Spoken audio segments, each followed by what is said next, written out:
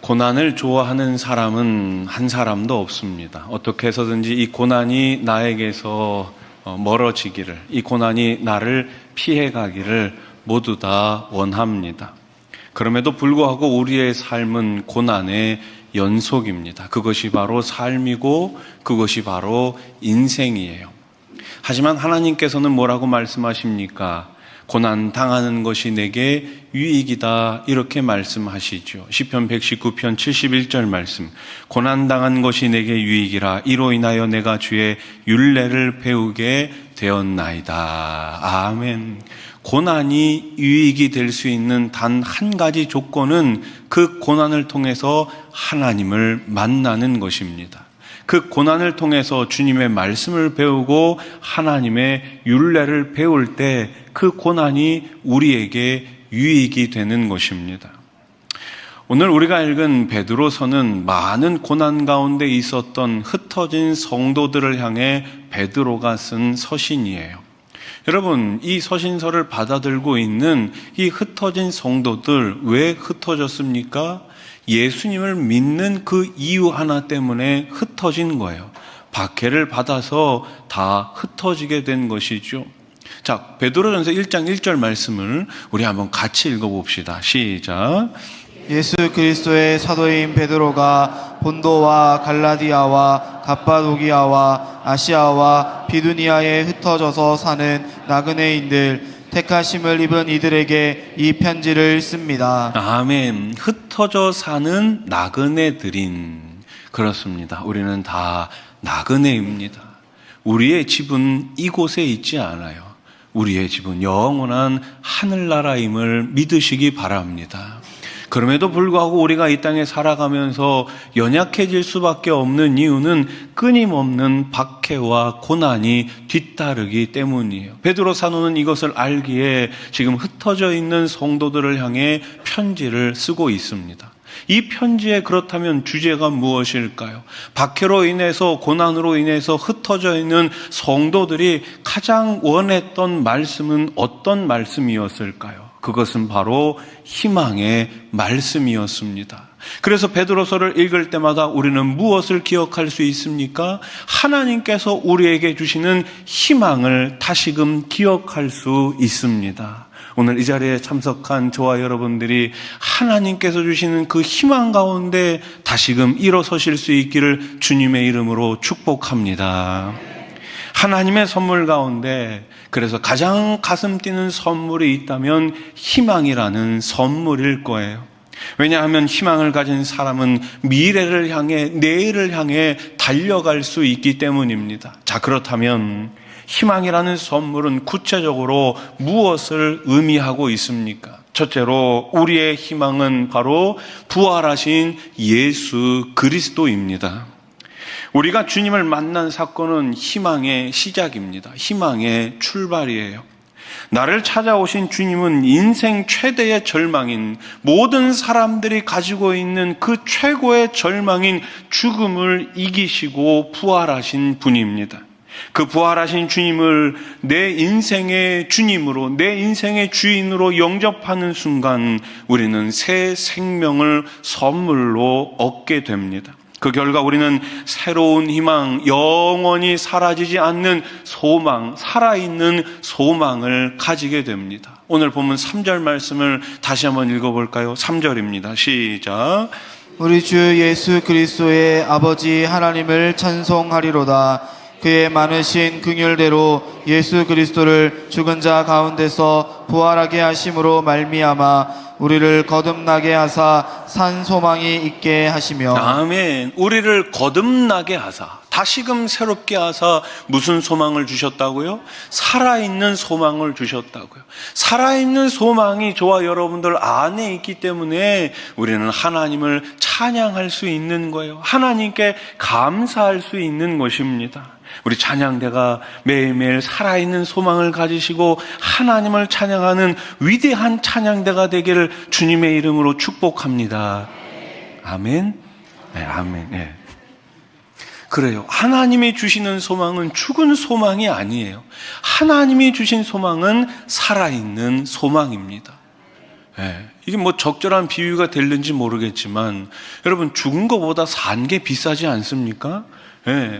낙지도 죽은 낙지보다 산 낙지가 비싼 거예요. 살아있다는 것은 다르다는 거예요.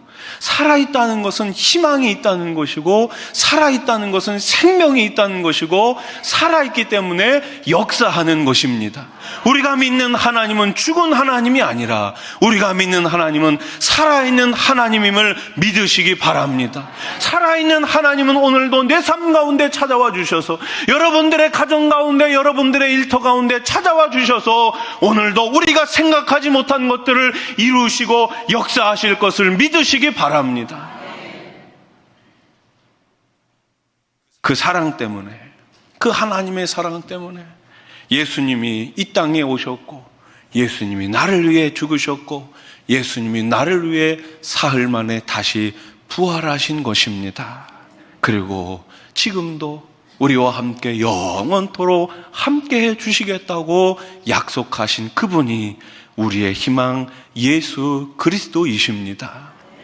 예수 그리스도를 나의 구주와 주님으로 영접하는 순간 우리는 거듭나게 되죠. 새롭게 태어납니다. 영적으로 다시 출발하는 거예요. 태어나는 거예요. 그래서 고린도후서 5장 17절은 우리들에게 분명히 이렇게 말씀하고 있죠. 그런즉 누구든지 그리스도 안에 있으면 새로운 피조물이라, 이전 것은 지나갔으니 보라 새 것이 되었도다. 아멘. 따라해 보십시오. 보라 새 것이 되었도다. 새 것이 되었도다. 그렇습니다. 우리는 새 것으로 살아가는 사람들이에요. 이전 것은 다 지나갔습니다. 이전 것을 기억하고 이전 것을 바라보고 살아가는 사람들이 아니라 새로운 모습으로, 새로운 것으로, 새로운 것을 주실 것을 감사함으로 살아가는 인생, 그것이 바로 성도의 삶인 것이죠. 영국 목공소에서 일하던 한 가난한 청년이 있었습니다. 이 청년이 하루는 복음을 듣고 예수님을 만나게 됩니다. 갑자기 그에게 인생의 소망과 의욕이 생겨나게 된 거예요. 10년 동안 열심히 일을 했습니다. 드디어 자신이 직접 가구 제조업체를 경영하는 사장이 되었습니다. 그는 돈도 명예도 다 갖게 된 거예요. 어느 날 그는 공장 뒤편에 있는 언덕에 올라 널찍한 바위에 앉습니다. 그리고 아름다운 마을의 전경을 내려다보고 있었어요. 그때 갑자기 가슴에 밀려오는 행복감을 느끼게 됩니다. 이런 작은 행복을 누리는 것은 자기가 지금 걸터 앉은 바위가 자신을 편안히 받쳐주고 있기 때문임을 알게 됩니다. 이 평평한 바위에 앉아서 저 밑에 경치를 보니까 너무 좋은 거예요. 그리고 그 순간 자신의 인생을 떠받쳐주는 바위와 같은 존재가 바로 예수님이라는 것을 생각하게 됩니다. 지난날 내 삶을 이 바위처럼 편안하게 지켜주신 분이 예수님이구나 라는 것을 생각하게 돼요. 펜을 하나 꺼냅니다. 그리고 시를 적어내립니다. 그 시가 바로 찬송가 488장 이 몸의 소망 무언가예요.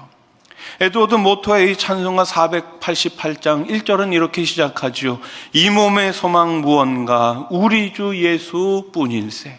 우리 주 예수 밖에는 믿으리 아주 없도다. 주 나의 반석이시니 그 위에 내가 서리라. 그 위에 내가 서리라. 아멘. 여러분 한번 상상을 해보십시오. 반석 위에 앉아서 주님이 나의 반석이 되십니다. 주님이 나의 영원한 희망이십니다. 그 노래를 지금 작사하고 있는 이 에드워드 모토의 마음을 한번 생각해 보십시오. 얼마나 기뻤겠습니까? 여러분은 지금 그 부활하신 예수님을 만나셨습니까? 그 부활하신 예수님과 지금도 동행하고 계십니까? 그렇다면 우리는 흔들릴 수 없는 희망의 사람이 된 것입니다. 우리의 이 희망은 아무도 빼앗아 갈 수 없는 거예요. 희망의 사람이 된 우리는 그렇다면 앞으로 이제는 어떻게 살아가야 할까요? 우리의 희망 되신 예수 그리스도, 그 예수를 모르는 사람들에게 그 희망을 전해 주어야 하지 않겠습니까? 그 희망을 다른 사람들에게 알려주어야 하지 않겠습니까? 그래서 사도 베드로는 베드로전서 3장 15절에서 이렇게 말하고 있죠. 너희 마음에 그리스도를 주로 삼아 거룩하게 하고 너희 속에 있는 소망에 관한 이유를 묻는 자에게는 대답할 것을 항상 준비하되. 아멘. 그렇습니다. 우리 안에 살아있는 소망 예수 그리스도가 계십니다. 만약에 그런데 어떤 사람들이 당신이 가진 살아있는 소망이 무엇입니까? 당신이 가지고 있는 희망이 무엇입니까? 라고 묻는다면 우리는 무슨 말을 해야 할까요? 예수에 대해서 이야기해야 되지 않겠습니까? 내가 만난 예수님, 당신도 만나기를 소원합니다. 그래서 함께 행복한 하나님의 자녀로 살기를 소원합니다.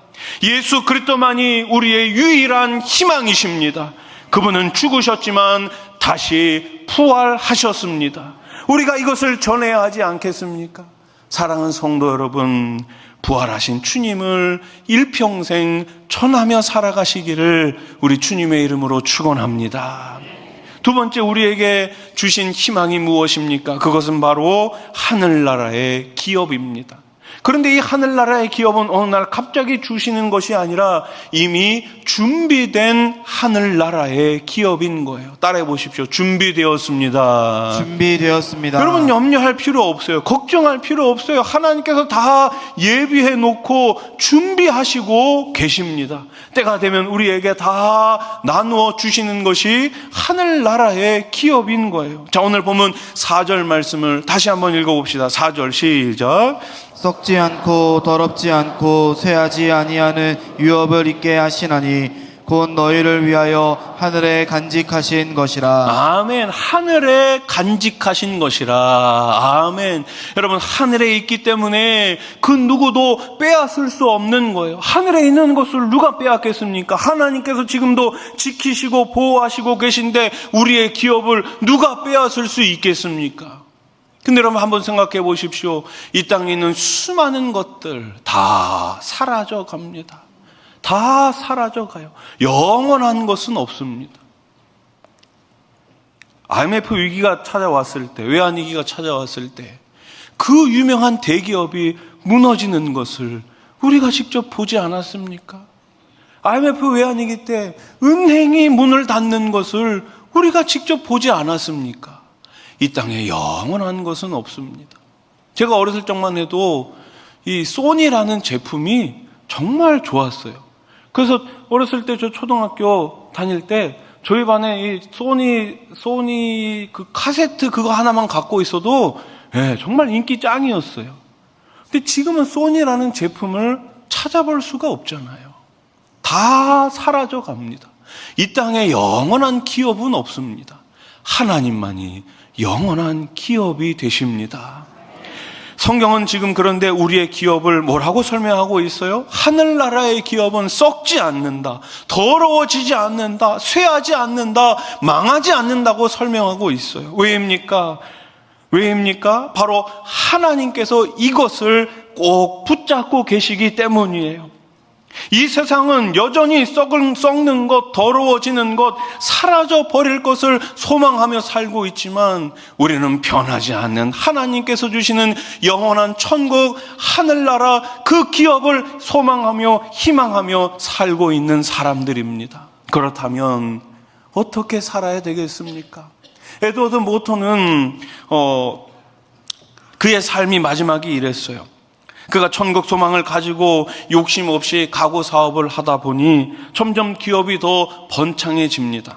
그러나 그는 그 천국 소망을 이웃들에게 전할 기회를 더 많이 갖고자 55세가 되던 해에 자신의 기업을 다 정리하고 목사 안수를 받습니다. 그리고 20여 년 동안 목회 활동을 펼치면서 많은 사람들에게 천국에 대해서, 하늘나라의 기업에 대해서 전했어요.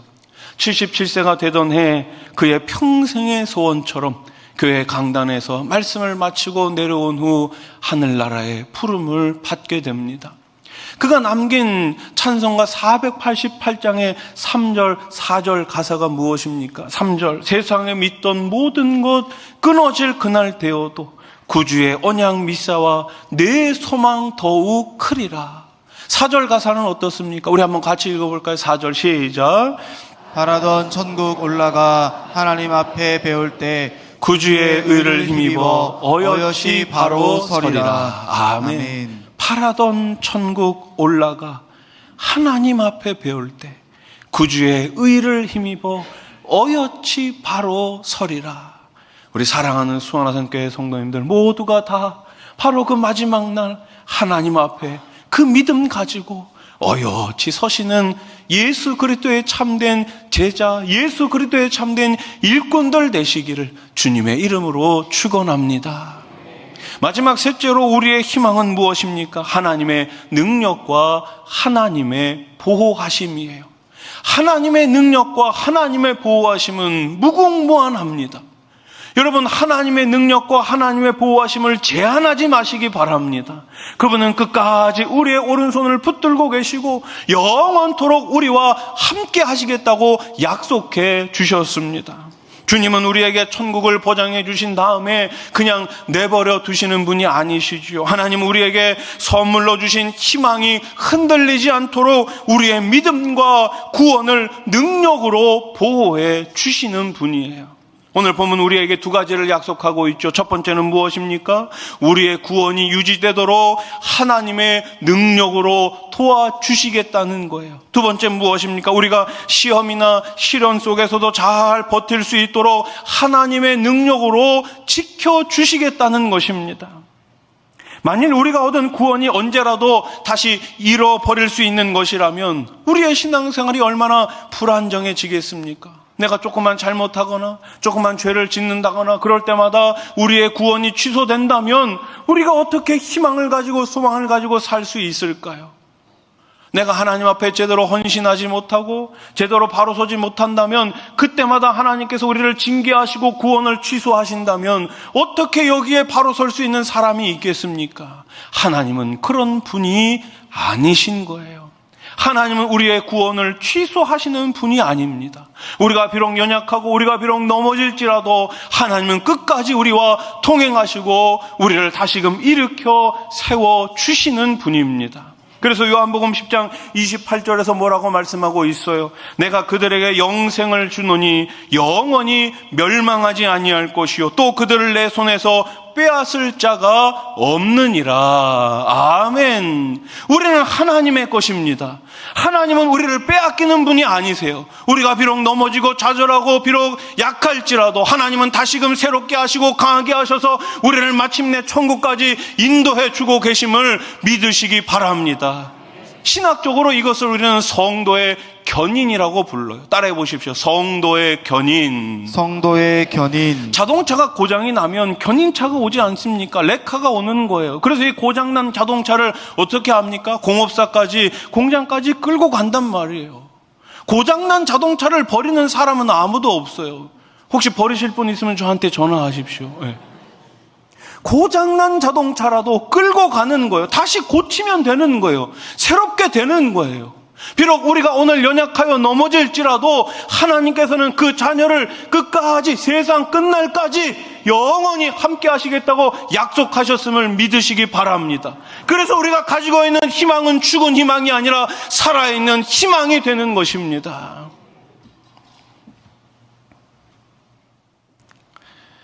그런데 우리 인생의 장에 이러한 시련이 허용되는 이유가 무엇일까요? 이러한 고난이 허용되는 이유가 무엇일까요? 그것은 바로 우리의 인격적인 연단을 위해서예요. 인격적인 연단. 조금 더 쉽게 말하면 예수 그리스도를 닮아가는 것이죠. 고난을 통해서 예수님을 알고 예수 그리스도를 닮아가는 것. 마치 불을 통과한 금이 아름답게 재련되는 것처럼 시련을 통해 하나님은 우리를 만들어 가십니다. 그리고 그 과정에서 우리가 좌절하지 않도록 끝까지 지켜주세요. 이런 하나님의 목적을 깨닫는 순간 우리는 시험과 시련 속에서도 어떻게 할 수 있습니까? 따라해 보십시오. 기뻐할 수 있습니다. 기뻐할 수 있습니다. 뭐 할 수 있다고요? 기뻐할 수 있다. 오늘 본문 6절 말씀을 보세요. 그러므로 너희가 이제 여러 가지 시험으로 말미암아 잠깐 근심하게 되지 않을 수 없으나 오히려 크게 기뻐하는도다. 아멘. 그렇습니다. 우리는 잠깐 근심할 수 있어요. 잠시 걱정할 수 있어요. 그러나 우리는 영원히 기뻐하는 하나님 나라의 백성입니다. 우리 찬양을 처음 시작할 때 우리 강원구 목사님 뭐라고 말씀하셨어요? 우리는 행복한 사람이라고 이야기했잖아요. 여러분 행복한 사람 맞으십니까? 기쁜 사람 맞으십니까? 그럼 좀 웃으세요. 좀 웃으세요. 저희 강단에 서 있으면은 여러분들 얼굴이 다 보여요. 어떤 분들은 어제 좀 피곤하셨는지 하품을 하시는 분들도 계시고 하나님의 사랑을 많이 받으셨는지 잘 주무시는 분들도 있는데 여러분 그래도 교회에 오셔서 웃으면서 주무시기 바랍니다. 기뻐하시기 바랍니다. 우리 성도는 그리스도인은 기쁨이 기본이에요. 기본. 우리 옵션이라는 게 있잖아요. 뭘 이렇게 돈을 더 줘서 장착하는 거 옵션. 기쁨은 우리의 옵션이 아니라 기쁨은 우리의 기본 사양. 아침에 눈 뜰 때 기쁨 가운데 눈을 뜨고 저녁에 잠자리에 들 때 다시금 기쁨 가운데 잠자리에 드시기를 주님의 이름으로 축복합니다. 지난 한 주 필리핀 단기 선교를 다녀왔습니다. 제가 여러 번 단기 선교를 다녀왔지만 이번 선교는 참 여러 가지 일들이 있었는데 가장 기억에 남는다기보다는 출발부터 조금 어려웠습니다. 6시간 비행기가 연착이 되는 바람에 저희들이 저녁 8시 20분 비행기였는데 새벽 2시 20분 비행기로 이게 연착이 되는 거예요. 근데 그것을 미리 알았으면 저희가 천천히 출발했을 텐데 이미 공항으로 출발하고 거의 한 절반쯤 왔을 때 이제 그 소식을 들은 거예요. 다시 빠꾸를 할 수 없어서 빠꾸는 아니죠. 되돌아갈 수 없어서 인천공항에 갔어요. 보통 단기 선교를 가면 급합니다. 공항에 내리면 빨리 티켓팅을 해야 하고 짐을 붙여야 되기 때문에 참 급해요. 근데 6시간이라는 시간이 있으니 얼마나 편안한지 지하 1층부터 저 지상 3층까지 다 둘러봤는데도 시간이 너무너무 많이 남더라고요. 그래도 조금 비행기가 빨리 그래도 준비를 해가지고 새벽 2시쯤에 출발을 했습니다. 이제 4시간 정도 걸리거든요, 필리핀까지. 이제 6시에 도착하는데 현지 시간 1시간 느리니까, 필리핀이 1시간 느리거든요. 그러니까 한 5시쯤 되죠. 거기서 이제 수석을 밟고 나오니까 한 5시 반쯤 됐어요. 5시 반쯤 됐는데, 이제 거기서부터 학교까지, 조이풀 크리스찬 스쿨까지 3시간 버스 타고, 근데 이 필리핀, 대체로 이 동남아시아 분들이 아침이 일찍 시작합니다. 학교도 7시에 1교시가 시작해요. 그러다 보니 이제 저희들이, 이제 아침 출근 시간이니까 차들이 많잖아요. 그래서 3시간을 이제 차를 타고 가서 그곳에서 한 9시쯤 아침을 먹고 잠을 잘 수가 없잖아요. 왔는데 바로 이제 또 사역을 시작했습니다. 3박 5일 일정인데 어쩌다 보니 2박 4일 일정이 된 거예요. 2박 4일 일정. 이번 선교가 참 의미 있었던 이유가 있습니다. 12년 전에 우리 교회가 세운 지교회 바로 빅토리 화산교회. 헷갈려요. 아직도 헷갈려요. 빅토리 화산교회를 방문했어요. 원로 목사님과 또 제가 또 우리 선교팀하고 함께 방문을 해서 왼쪽 위에 보시는 그 사진이 빅토리 화산교회 입구고요. 그 밑에가 이제 그 안에 예배당이에요. 같이 이렇게 교제를 나누고 식사를 식사를 했습니다. 그리고 이제 오른쪽에 보이는 사진이 뭐냐 하면은 올해 우리가 파송한 정진호 선교사님 그 조이풀 크리스찬 스쿨의 강당이에요. 강당. 저희가 수요 예배를 드리고 제일 마지막에 이렇게 기념 촬영을 했습니다. 학생들과 선생님들 또 학부모님들 많이 오셔가지고 이 강당이 꽉 찼어요. 함께 찬양하고 말씀을 나누고 참 은혜로운 시간이었습니다. 12년 전에 세운 우리 지교회와 올해 우리가 파송한 선교사님 함께 우리가 사역을 하면서 참 의미 있는 시간들을 보냈습니다. 제가 13년 전에 필리핀에 갔었거든요. 그때 이 크리스찬 조이풀 크리스찬 스쿨이 아무것도 없었어요.